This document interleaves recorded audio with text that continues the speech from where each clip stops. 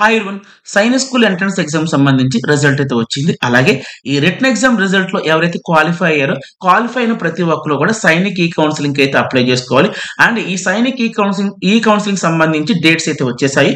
So ఈ వీడియోలో మనం ఈ సైనిక్ ఈ కౌన్సిలింగ్ అనేది ఎప్పుడు స్టార్ట్ అవబోతుంది, అలాగే ఈ సైనిక్ ఈ కౌన్సిలింగ్ లో టోటల్ ఎన్ని రౌండ్స్ ఉండబోతుంది, అలాగే ఈ సైనిక్ ఈ కౌన్సిలింగ్ అనేది ఎప్పుడు ఎండ్ అవబోతుంది. సో ఇలాంటి పాయింట్స్ అన్ని కూడా మనం ఈ వీడియో డిస్కస్ చేసుకుందాం.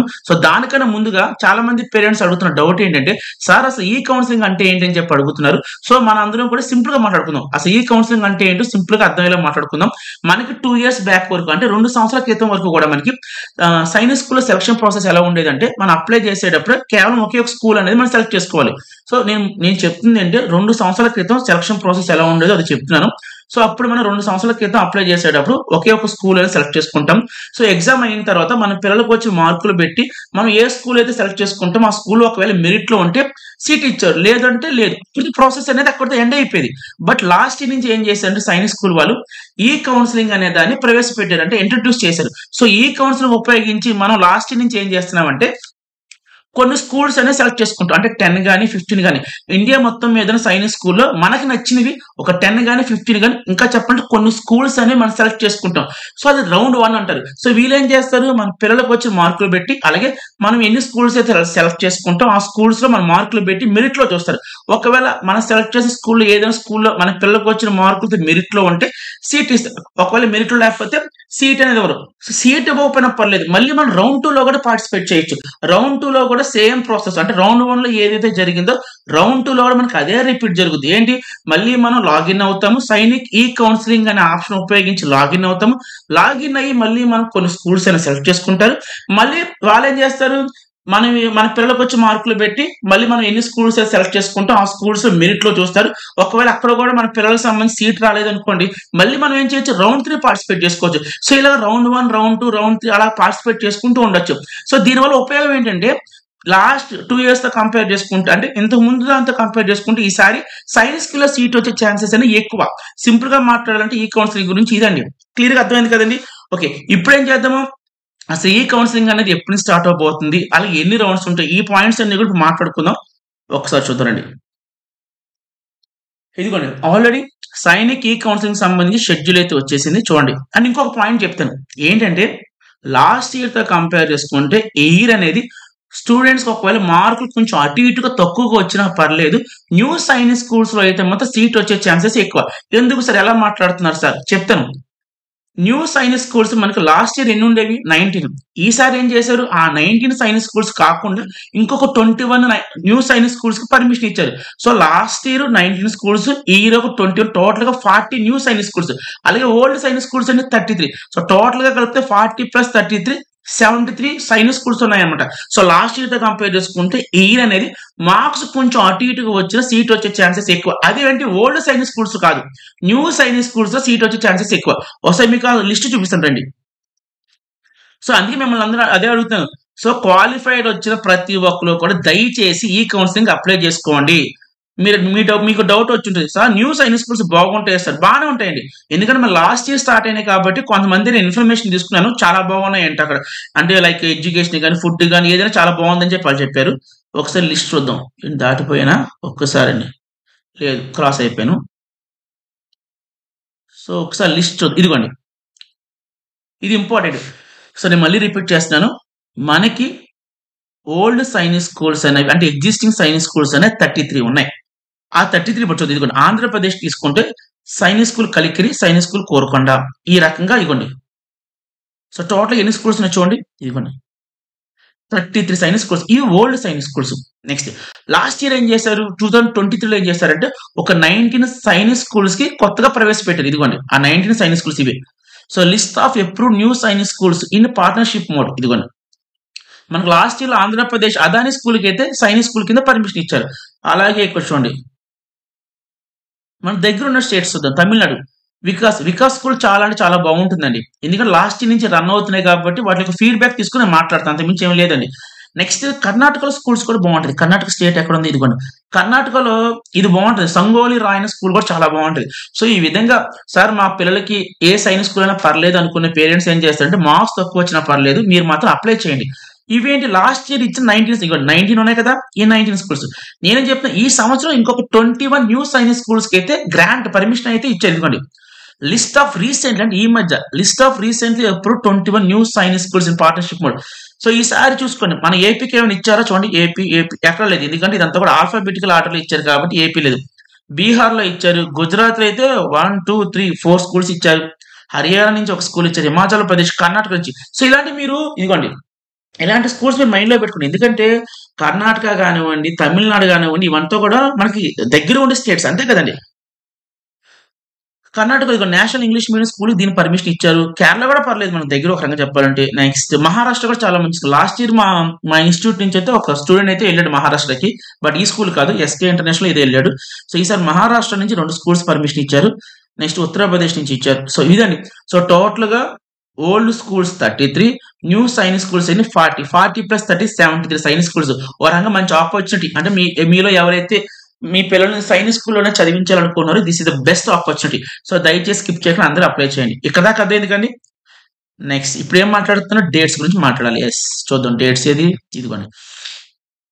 సో టోటల్ గా మనకి ఈ కౌన్సిల్ ప్రతి ఒక్కరు అప్లై చేయాలి. అప్లై చేయకపోతే మీ అబ్బాయికి కానీ మీ అమ్మాయికి కానీ 300కి 299 వచ్చిన సీట్ అయితే ఇవ్వరు. ప్రతి ఒక్కరు ఈచ్ అండ్ ఎవ్రీ వన్ అయితే మనకి ఈ కౌన్సిలింగ్ అయితే అప్లై చేసుకోవాలి. రండి. సో మనం ఫస్ట్ పాయింట్ ఏం అర్థం చేసుకుందాం అంటే, ఈ కౌన్సిలింగ్ లో ఎన్ని రౌండ్స్ ఉన్నాయో చూద్దాం. రౌండ్ 1, 2, 3, 4, 5, 6, 7, 8. లాస్ట్ ఇయర్ ఎన్ని రౌండ్స్ ఉన్నాయి అనుకోండి, 4 రౌండ్స్ ఉన్నాయి. లాస్ట్ ఇయర్ 4 రౌండ్స్ ఉన్నాయి, ఈసారి 8 రౌండ్స్ ఉన్నాయి. ఈసారి ఎందుకు రౌండ్స్ పెంచారంటే స్కూల్స్ పెరిగినాయి కదండి. మీకు ఆల్రెడీ చెప్పారు 21 న్యూ సైన్స్ స్కూల్స్ వచ్చినాయి కాబట్టి ఈసారి రౌండ్స్ కూడా పెంచారు. అందుకే లాస్ట్ ఇయర్ 4 రౌండ్స్ అయితే ఈసారి 8 రౌండ్స్. అండ్ ఇక్కడ నోట్ చూడండి, important point, 8th round is the final round. So 8 rounds తర్వాత 9th రౌండ్ అయితే ఉండదు. 8 రౌండ్స్ తో క్లోజ్ చేసేస్తారు. లాస్ట్ ఇయర్ అయితే 4 రౌండ్సే. అని ఇంకో పాయింట్, రౌండ్ 1 అప్లై చేసిన తర్వాత కట్ ఆఫ్ చాలా ఎక్కువ ఉంటుందండి. అంటే ఒక రకంగా చెప్పాలంటే 250+ ఉన్న వాళ్ళకి మాత్రమే సీట్లు వస్తాయి రౌండ్ 1 లో. సో రౌండ్ 1 లో సీట్ రాలేదని చెప్పి మీరేమి కూడా డిసప్పాయింట్, నిరుత్సాహిత పడక్కర్లేదు. ఎందుకంటే రౌండ్ 1 లో కట్ ఆఫ్ చాలా ఎక్కువ ఉంటుంది. నేను ఓపెన్ గా చెప్పేస్తాను, 250+ ఉండాలి. రౌండ్ 2కి వచ్చేసరికి ఏమవుతుందంటే కట్ ఆఫ్ తగ్గుద్ది. ఫర్ ఎగ్జాంపుల్ 245 to 250 ఉండొచ్చు. రౌండ్ 3కి వచ్చేసరికి 240 to 245. రౌండ్ 4కి వచ్చేసరికి 230 అబౌవ్. అంటే ఇలా మనకి రౌండ్లు పెరిగే కొద్దీ కూడా కట్ ఆఫ్ అనేది తగ్గుతుంటూ పోతుంది. సో రౌండ్ 1 లో మాక్సిమం 250+ ఉంటేనే సీట్లు వస్తాయి. ఒకవేళ సీట్ రాకపోతే నో ప్రాబ్లం. ఇంకా మనకి ఎన్ని రౌండ్లు ఉన్నాయి, 7 రౌండ్స్ ఉంటాయి. రండి. సో రౌండ్ 1 ఎప్పుడు స్టార్ట్ అవబోతుంది, ఇదిగోండి 14/3/2024. ఈరోజు డేట్ అంతా ఇదిగోండి 14/3/2024. ఈ రోజే స్టార్ట్ అయిందంట. బట్ మన అఫీషియల్ వెబ్సైట్ లోకి వెళ్ళి చూస్తే ఎక్కడ కూడా మనకి రౌండ్ 1 స్టార్ట్ అవ్వలేదు.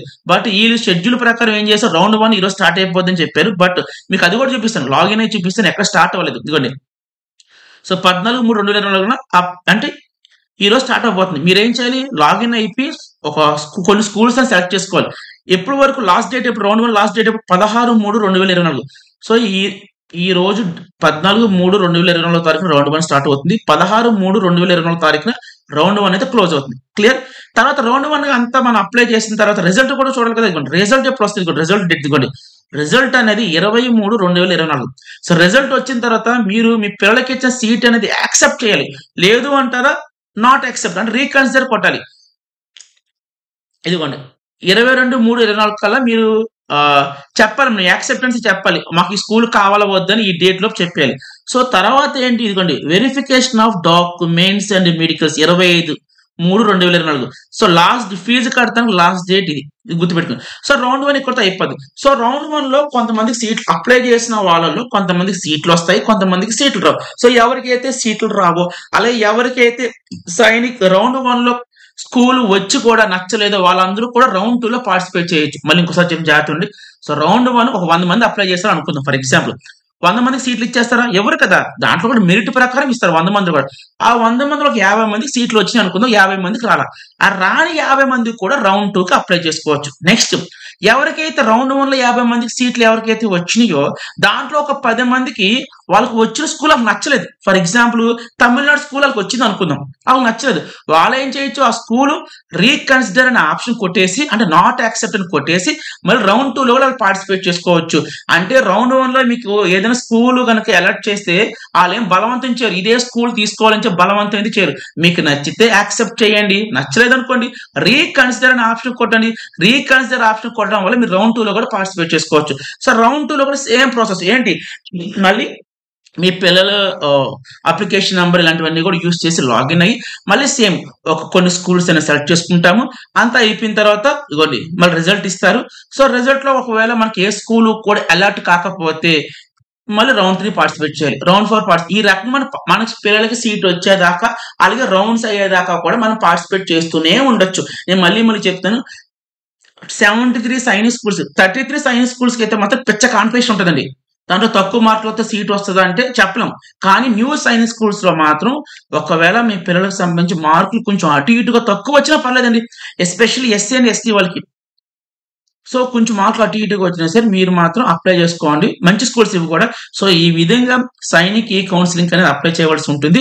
అండ్ ఇంకొక పాయింట్, సో ప్రస్తుతానికి అయితే మొత్తం ఓపెన్ అవ్వలేదు. ఏది సైనిక్ ఈ కౌన్సిలింగ్ రౌండ్ 1 రిజిస్ట్రేషన్ అయితే ఓపెన్ అవ్వలేదు. కాబట్టి మీకు ప్రాక్టికల్ గా చూపిస్తాను రండి. గూగుల్ క్రోమ్ ఓపెన్ చేస్తున్నాను.